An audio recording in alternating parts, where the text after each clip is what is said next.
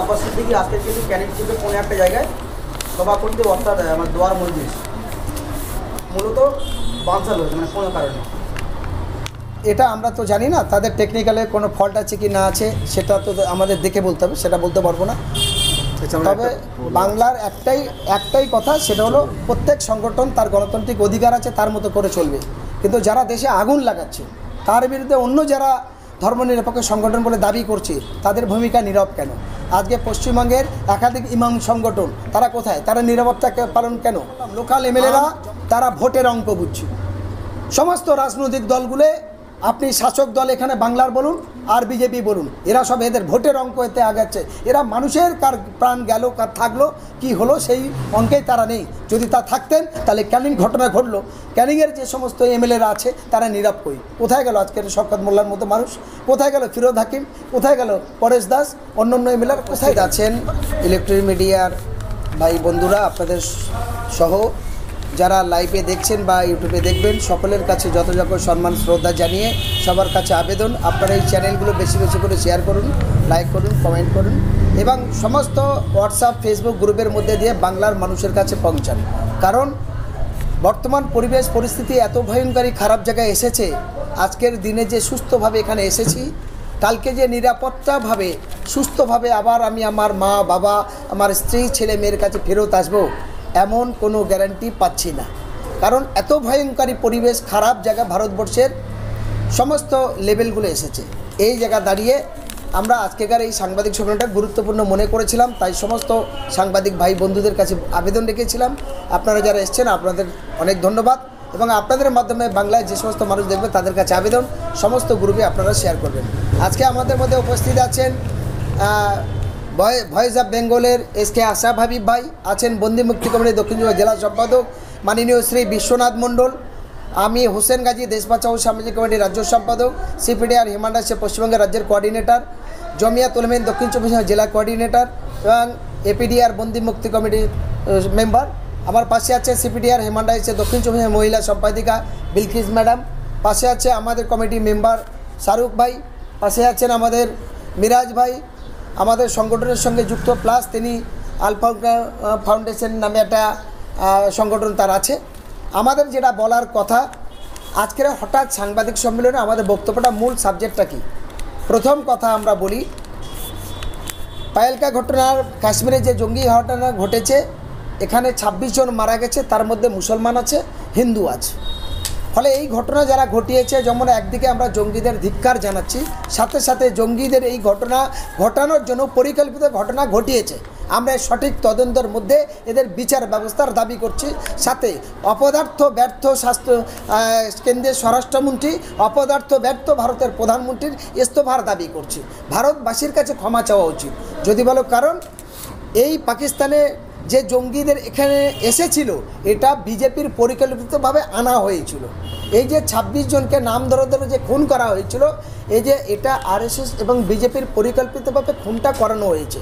কারণ বিজেপিরা ইতিপূর্বে 3-4টে উগ্র সন্ত্রাসবাদী সংগঠন ভারতবর্ষে তৈরি করেছে, যেটা পাকিস্তানের লস্করে তৈয়বা বা ওই আরও যে সমস্ত জঙ্গি আছে আল কায়দা ইত্যাদি যারা আছে, তাদের থেকে মারাত্মক ভয়ঙ্করী জঙ্গি সন্ত্রাস ভারতবর্ষে চলছে এই বিজেপি এবং আরএসএসের নেতৃত্বে।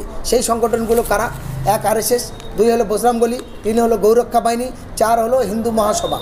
এদের দ্বারাই প্রত্যেক দিন ভারতবর্ষের বিভিন্ন রাজ্যে কখনও দলিতদের, তাদের মহিলাদের ট্রেনে তাদের ইজ্জত লণ্ঠন করে খুন করা হচ্ছে, মন্দিরে নিয়ে খুন করা হচ্ছে, কখনও মুসলমানদের গরু জবাইয়ের নাম করে খুন করা হচ্ছে, কখনো এই মুসলমানকে এবং বাঙালি হিন্দুদের তাদের বাংলাদেশি বলে ট্রেনে এনে তাদের ঘরবাড়ি জ্বালিয়ে দেওয়া হচ্ছে, যেটা আপনারা গুজরাটে দেখেছেন, সারা দিল্লি দেখছেন, হরিয়ানা দেখছেন, উত্তরপ্রদেশে কালকেরও একটা ঘটনা ঘটেছে। একটা বাচ্চা মেয়ে বাসের মধ্যে যাচ্ছে, 13 বছর 14 বছর বয়স, 5খানা মেয়েকে ধরে টানা করছে, সকলের সামনে উলঙ্গ করে তাদের ইজ্জত লণ্ঠন করতে চাইছে। বাসের ড্রাইভার এবং খালাসিরা কন্ট্রাক্টর তারা প্রতিবাদ করায় তাদেরকে খুন করা হলো। এই হলো যোগী আদিত্যনাথের সরকার। এটা কী চাইবে? আরেকটি তারা পরিকল্পিতভাবে যেটা আরও একটা জিনিস করলো, কি বলছে ওয়াকফ। ওয়াকফের ব্যাপারটা কি?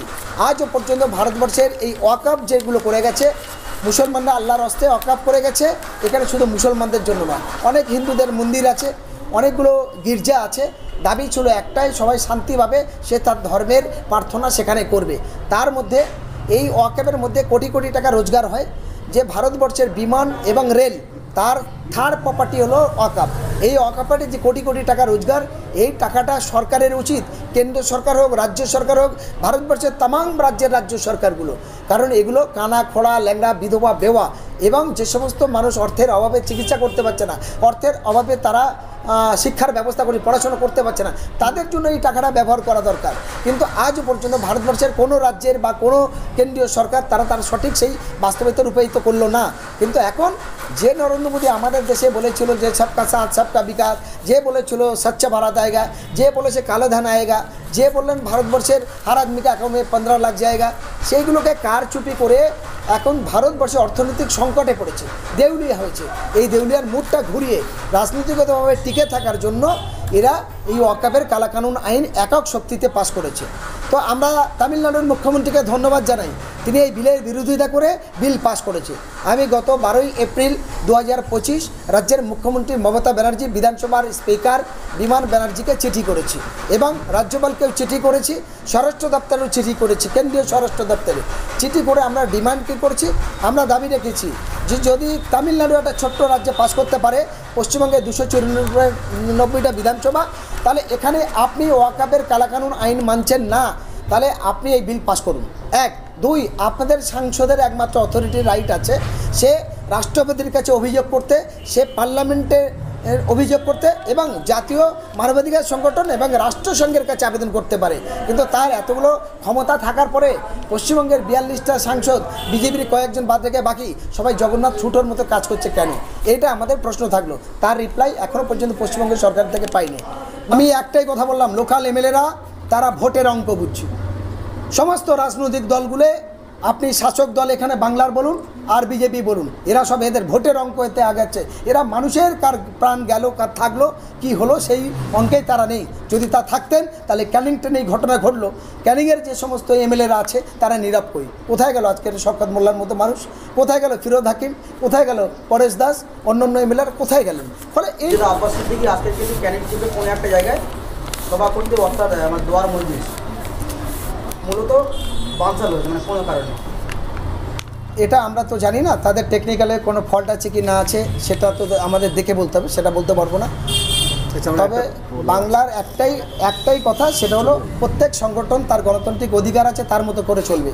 কিন্তু যারা দেশে আগুন লাগাচ্ছে তার বিরুদ্ধে অন্য যারা ধর্মনিরপেক্ষ সংগঠন বলে দাবি করছে তাদের ভূমিকা নীরব কেন? আজকে পশ্চিমবঙ্গের একাধিক ইমাম সংগঠন তারা কোথায়? তারা নীরবতা পালন কেন? যেমন ঝড় হলে আম পড়ে, আমগুলোতে ছুটে আসে, সেইরকম পরিস্থিতি বুঝে নিজেদের প্রচারের জন্য শুধু মাঠে নামবে না বাস্তবে সঠিকটা কাজে লাগে? এই জায়গায় দাঁড়িয়ে একটু আপনাদের কাছে আহ্বান।